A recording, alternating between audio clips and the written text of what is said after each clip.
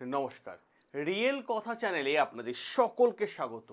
আজকের এই ভিডিওটা মারাত্মক লেভেলে একটা গুরুত্বপূর্ণ ভিডিও, বিশেষ করে তাদের জন্য যারা বার্ধক্য ভাতা, বিধবা ভাতা এবং প্রতিবন্ধী ভাতা সুযোগ সুবিধা যে পেয়ে থাকেন। আমি আপনাদের রিকোয়েস্ট করব ভিডিওটা সম্পূর্ণ না দেখে উঠবেন না, কারণ আপনার মনের মধ্যে যত প্রশ্ন আছে সমস্ত প্রশ্নের উত্তর দেবে এই ভিডিওটা, এবং এই ভিডিওটা আপনার জীবনে একটা অন্যতম মোড় এনে দেবে। কারণটা কি? কারণ এই রাজ্য সরকারের তরফ থেকে এমন কিছু শর্ত জারি করা হয়েছে বার্ধক্য ভাতার ক্ষেত্রে, যেটা না মানলে আপনার ভাতা সম্পূর্ণ বন্ধ হয়ে যেতে পারে। শুধু তাই নয়, 1 আগস্ট 2026 থেকে যে নতুন হারে পেনশন চালু হওয়ার কথা হয়েছে এবং যেটা সরাসরি আপনার ব্যাংক অ্যাকাউন্টে টাকা পাঠিয়ে দেওয়ার কথা বলা হয়েছে, যদি এই শর্ত না মানেন তাহলে আপনার অ্যাকাউন্টে টাকা ঢুকবে না।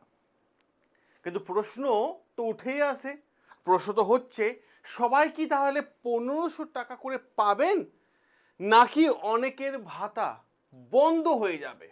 এই উত্তরটা আমি দেব। যদি বন্ধ হয়, কোন কোন কারণের জন্য বন্ধ হতে চলেছে, সেই প্রশ্নের উত্তর কিন্তু আমি আজকে ভিডিওতে আপনাদের সবাইকে দিয়ে দেবো। এবং তার জন্য আমি অবশ্যই রিকোয়েস্ট করবো চ্যানেলটাকে সাবস্ক্রাইব করে নিন, কারণ অনেক গুরুত্বপূর্ণ তথ্য আপনার হাত থেকে যাতে বেরিয়ে না যায়, আপনি যাতে আপডেট থাকতে পারেন টাইমের সাথে, তার জন্য বলবো চ্যানেলটাকে সাবস্ক্রাইব করে নিন। দেখুন, প্রশ্ন হচ্ছে, আসি সবচেয়ে বড় ব্রেকিং আপডেট নিয়ে। এতদিন কি ছিল? এতদিন দেখা যাচ্ছিল যে বার্ধক্য ভাতা, প্রতিবন্ধী ভাতা এবং বিধবা ভাতা ক্ষেত্রে কি হতো, যে মাসে আগে যে সরকার ছিল 1000 টাকা করে দেওয়া হতো। কিন্তু নতুন নির্দেশিকা সরকার পরিবর্তন হয়েছে। নতুন নির্দেশিকা কি দেখা যাচ্ছে, সেখান থেকে আরও 500 টাকা বাড়িয়ে দেওয়া হলো, তাই তো? ওকে, এবার 500 টাকা যখন বাড়িয়ে দেওয়া হলো, তাহলে 1000 প্লাস 500 কত হলো? 1500 টাকার কথা জানানো হয়েছে। এবার প্রশ্ন হচ্ছে, এখানে রইল বড় একটা টুইট, কারণ সরকার স্পষ্ট ভাষায় জানিয়ে দিয়েছে এই সুবিধা পাবেন না অনেকে, কারণ গুরুত্বপূর্ণ কিছু শর্ত মানতে হবে। আর এই শর্তগুলো যদি আপনি মেনে থাকেন, তাহলে আপনার অ্যাকাউন্টে টাকা ঢুকবে, আদারওয়াইজ শর্ত না মানতে পারলে না ঢোকার সম্ভাবনা সব থেকে বেশি। এরকমই সরকার 9টা শর্ত জারি করেছে। আসুন আমরা এক এক করে এই 9টা শর্ত জেনে নিই আগে। দেখুন, সবার প্রথমে যদি আমি গুরুত্বপূর্ণ জায়গায় আসি, বার্ধক্য ভাতায় সবার প্রথমে দেখব যে নতুন বয়স সীমা, তাই তো? নতুন বয়স সীমা কিন্তু জানিয়ে দেওয়া হয়েছে। কারণ বার্ধক্য ভাতা যারা সুবিধা পাচ্ছেন বা ভবিষ্যতে পাবেন, যারা আবেদন করতে চান, তাদের সকলের জন্য সবচেয়ে গুরুত্বপূর্ণ বিষয় হলো বয়স। সবথেকে গুরুত্বপূর্ণ জায়গা হচ্ছে বয়স। ঠিক আছে, বয়সের ক্ষেত্রে বয়স সব থেকে সর্বনিম্ন হতে হবে ন্যূনতম 60 বছর। আপনার যদি 59 বছর বা 54 বছর হয়ে থাকে, হ্যাঁ, আপনি ভাবেন যে আমার চুল দাড়ি পেকে গেছে, আমি তো বৃদ্ধ হয়ে গেছি, আমি এবার আবেদন করতে যাব, হবে না, হবে না। আপনাকে বয়স হতে হবে 60 বছর, ঠিক আছে? তাহলে আপনি আবেদন করতে পারবেন। 60 বছরের কম হলে বার্ধক্য ভাতার জন্য আপনি আবেদন করতে পারবেন না। অর্থাৎ যদি আপনি নথিপত্র অনুযায়ী আপনার যা ডকুমেন্টস দেখাবেন, সেই ডেটা অনুযায়ী যদি 59 বছরও হয়ে থাকে, তাহলেও আপনি এই প্রকল্পে আওতায় আসতে পারবেন না, যেটা সরকার পরিষ্কার ভাষায় কিন্তু জানিয়ে দিয়েছে। এবার আসি সেকেন্ড শর্ত। সেকেন্ড শর্ত কাদের জন্য? ঠিক আছে, সেকেন্ড শর্ত হচ্ছে প্রতিবন্ধীদের জন্য। কি বলা হচ্ছে? প্রতিবন্ধী ভাতারও কিন্তু নতুন নিয়ম কিন্তু কার্যকারী করা হয়েছে। কি সে নিয়ম? প্রতিবন্ধী ভাতার ক্ষেত্রে সর্বনিম্ন বয়স হতে হচ্ছে কত? 55 বছর। 55 বছরের কম হলে আপনি কিন্তু আবেদন করতে পারবেন না। আপনি বলবেন যে আমার 55 বছর হতে হয়তো আরো 2 মাস বাকি আছে, আবেদন করতে এই মুহূর্তে পারবেন না। কারণ সমস্ত তথ্য আপনাকে দেওয়া হবে, আপনাকেও দিতে বলা হবে, এবং আপনি যখন সমস্ত তথ্য দেবেন, যখন বয়স কাউন্টিং করা হবে, তখন দেখা যাচ্ছে যে 54 বছর হচ্ছে বা 53 বছর হচ্ছে বা 38 বছর হচ্ছে, হবে না, ভাতা আপনি পাবেন না। 2 নম্বর শর্ত গেল।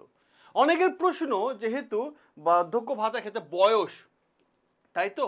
অনেকে প্রশ্ন করছে যে বয়স, জন্ম তারিখ যদি না জানা থাকে তাহলে কি হবে? এই উত্তরটাও কিন্তু ভীষণ পরিমাণে একটা সিম্পল একটা উত্তর। জন্ম তারিখ যদি না জানা থাকে, দেখুন আমি আপনাদের বলে দিই। অনেকে বলছেন যে আমার জন্ম তারিখ জানা নেই, তাহলে কি হবে? এখানে কিন্তু কয়েকটা গুরুত্বপূর্ণ বিষয় চলে আসে। এই জায়গাতে কিন্তু অনেকগুলো সমস্যা আছে।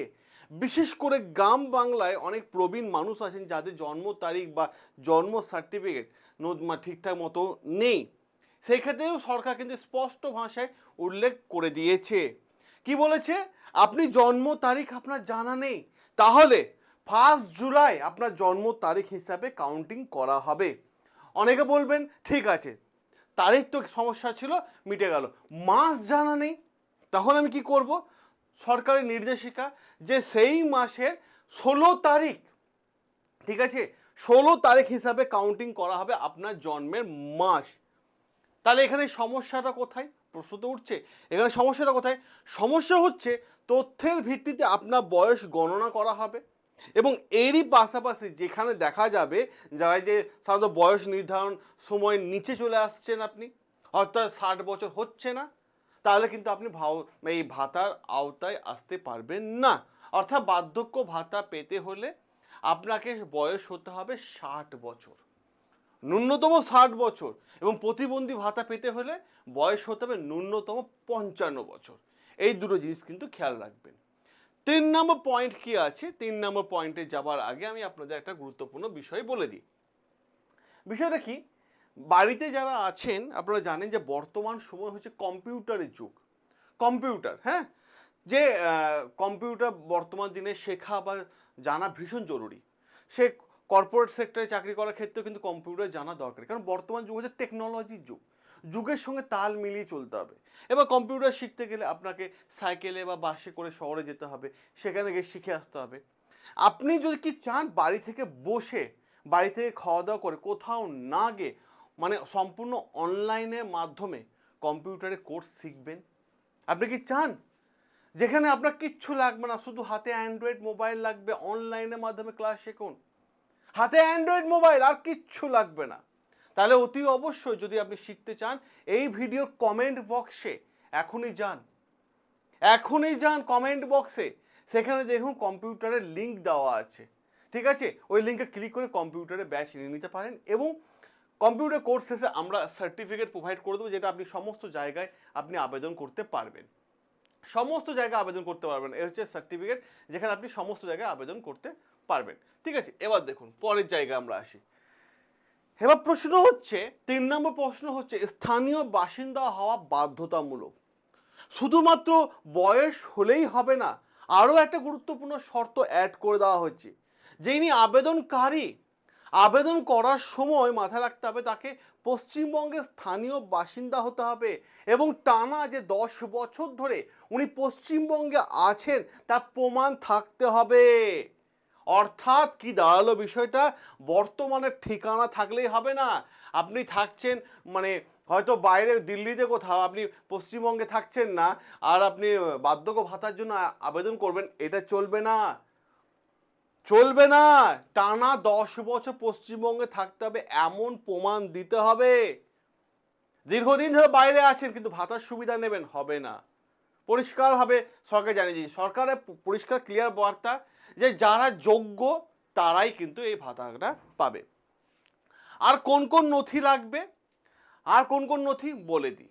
যেহেতু সরকার আপনার টাকাটা আপনাকে ডাইরেক্ট হাতে দেবে না, ব্যাংকের মাধ্যমে দেবে, তাই আপনাকে ডাইরেক্ট বেনিফিট ট্রান্সফার অর্থাৎ ডিবিটি লিঙ্ক থাকা কিন্তু ভীষণ পরিমাণে বাধ্যতামূলক, ভীষণ পরিমাণে বাধ্যতামূলক। যদি ডিবিটি লিঙ্ক না থাকে তাহলে আমি কি করব? তাহলে ইমিডিয়েট ডিবিটি লিঙ্ক কিন্তু তৈরি করে নিন, ইমিডিয়েট করে নিন, ঠিক আছে। এবার প্রশ্ন হচ্ছে আর কি কি ডকুমেন্টস লাগবে? আর যে ডকুমেন্টসটা লাগবে সেটা হচ্ছে ভীষণ গুরুত্বপূর্ণ জিনিস, সেটা হচ্ছে মাথায় রাখার চেষ্টা করবেন, সে সরকারি নির্দেশিকা অনুযায়ী আধার কার্ড, ভোটার কার্ড এবং ব্যাংকের পাসবই প্রথম পাতার ছবি, সেই জেরক্স কপি কিন্তু জমা দিতে হবে। আমার ব্যক্তিগত মানে পরামর্শ থাকবে এই নথিগুলো 2-3 কপি করে কিন্তু আগে থেকে জেরক্স করে নিজের কাছে রেডি করে রাখুন, যাতে মানে ক্যাম্পে গিয়ে কোনো সমস্যায় আপনাকে পড়তে না হয়।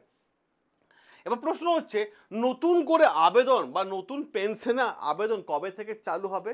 দেখুন সরকারি নির্দেশিকা অনুযায়ী 1 অগস্ট 2026 থেকে এই নতুন নির্দেশ মানে পেনশন কার্যকারী করার কথা বলা হয়েছে। যদি আপনার সমস্ত ডকুমেন্টস ঠিকঠাক মতো থাকে, আপনি যে সমস্ত শর্ত পূরণ করে থাকেন, তাহলে অবশ্যই নতুনভাবে আপনাকে এই ভাতার জন্য আর আবেদন করতে হবে না, ঠিক আছে। বেশ কিছু ডকুমেন্টস লাগবে, জমা দিয়ে দেবেন, আপনার অ্যাকাউন্টে টাকা কিন্তু ট্রান্সফার হয়ে যাবে। কিন্তু এখানে রয়েছে একটা বড় আপডেট, ডিবিটি লিঙ্ক। এই ডিবিটি লিঙ্ক করতে হবে। এবার আপনি কি করে বুঝবেন বা আপনি আপনার স্ট্যাটাস কীভাবে চেক করবেন যে আপনার যে ডকুমেন্টসগুলো জমা দিয়েছেন সেটা অ্যাপ্রুভ হয়েছে কিনা, ঠিক আছে। আমি আমার অনেকে প্রশ্ন হচ্ছে যে দাদা আমি স্ট্যাটাস কীভাবে দেখব, চলুন এই বিষয়টাও কিন্তু আমরা স্টেপ বাই স্টেপ দেখে নিই। দেখুন, যদি দেখেন স্টেপ বাই স্টেপ, আপনার হাতে মোবাইল আছে তো, নাহলে ভিডিও দেখছেন কি করে, গুগলে চলে যান, সবার প্রথম গুগলে যান, ঠিক আছে। গুগলে গেলে West Bengal registry, social registry, ঠিক আছে। এখান থেকে সোশ্যাল সিকিউরিটি বা গভর্নমেন্ট অফ ওয়েস্ট বেঙ্গল এইটাকে আগে না স্ক্রিনশট নিয়ে নিন, ঠিক আছে। করলেন, তারপর ওয়েবসাইট ওপেন হলে যেমন citizen and family log in বলে একটা অপশান আছে, সেখানে ক্লিক করুন। তারপর সিটিজেন পোর্টালে চলে যান, ঠিক আছে। পোর্টালে যাওয়ার পর আপনার ডিস্ট্রিক্টের নাম কি আছে সেই ডিস্ট্রিক্টের নামটাকে সিলেক্ট করুন। ডিস্ট্রিক্টের নাম সিলেক্ট হয়ে যাওয়ার পর আপনার স্কিমে যুক্ত থাকা মোবাইল নাম্বারটা দিন। তারপর একটা ক্যাপচার আসবে, ঠিক আছে, ক্যাপচারটা দিন। ক্যাপচার যখনই চলে আসলো তখন ওটিপি ভ্যারিফিকেশন আসবে, ওটিপি ভ্যারিফিকেশন করে নিন। তারপরে আপনি আপনার স্ট্যাটাস কিন্তু দেখে নিন যে আপনার অ্যাপ্রুভ হয়েছে নাকি কী সমস্যা।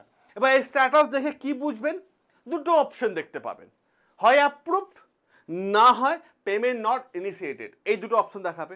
যদি অ্যাপ্রুভ অপশন দেখায় তাহলে বুঝবেন যে হ্যাঁ আপনার যা ডকুমেন্টস দিয়েছে সেটা অ্যাপ্রুভড হয়ে গেছে, আপনার অ্যাকাউন্টে এবার টাকা ঢোকার অপেক্ষায় আপনি রয়েছেন। আর যদি দেখায় যে পেমেন্ট নট ইনিশিয়েটেড, তাহলে এখানে ভয় পাওয়ার কিছু নেই। অনেক সময় এটা হয় যে পেমেন্ট শুরু হওয়ার আগে স্ট্যাটাস দেখাচ্ছে বা আর হয়তো 2-4 দিন বা কয়েকদিন ওয়েট করতে হতে পারে, কিন্তু পেমেন্ট ক্লিয়ার হয়ে যাবে আপনার অ্যাকাউন্টে। এবার প্রশ্ন আছে নতুন আবেদনকারীদের জন্য কিছু গুরুত্বপূর্ণ তথ্য, কারণ অনেকেই জানতে চাইছেন যে নতুন করে কি আবেদন করা যাবে। দেখুন, বর্তমানে এই প্রকল্পের জন্য অনলাইন আবেদন সংক্রান্ত কোনো নতুন তথ্য নির্দেশিকা এখনো পর্যন্ত প্রকাশ করা হয়নি। তবে যখন জনকল্যাণ শিবির বা দুয়ারে সরকারি যে ক্যাম্পগুলো ছিল, ঠিক আছে, জনকল্যাণ শিবির ছিল, ঠিক আছে, তখন কিন্তু অফলাইনে আবেদন করা যেতে পারত, যে বা আয়োজন করা হয় তো সেখানে কিন্তু আবেদন মানে করা যেতে পারে। এবং প্রশ্ন হচ্ছে ভবিষ্যতে যদি অনলাইন আবেদন শুরু হয় তাহলে সবার প্রথমে আমরা আপনাদের কাছে ভিডিও করে পুরো বিষয়টা জানিয়ে দেবো।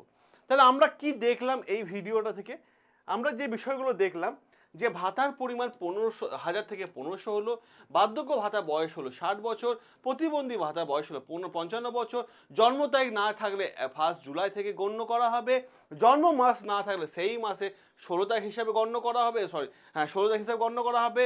পশ্চিমবঙ্গে, ঠিক আছে, পশ্চিমবঙ্গে টানা 10 বছর থাকতে হবে, ডিবিটি লিঙ্ক থাকা বাধ্যতামূলক এবং 1 আগস্ট থেকে নতুন কার্যনিয়ম কার্যকর কিন্তু জানিয়ে দেওয়া হয়েছে। তাহলে আপনাদের মনের মধ্যে আর কি কোনো প্রশ্ন আছে? যদি প্রশ্ন থাকে তাহলে অতি অবশ্যই কমেন্ট বক্সে তুলে ধরুন, আমরা আপনাদের জন্য আবার একটা ভিডিও করে দেবো আপনাদের সমস্যা নিয়ে। দেখা হবে আপনাদের সাথে নতুন আরও একটা গুরুত্বপূর্ণ আপডেট নিয়ে।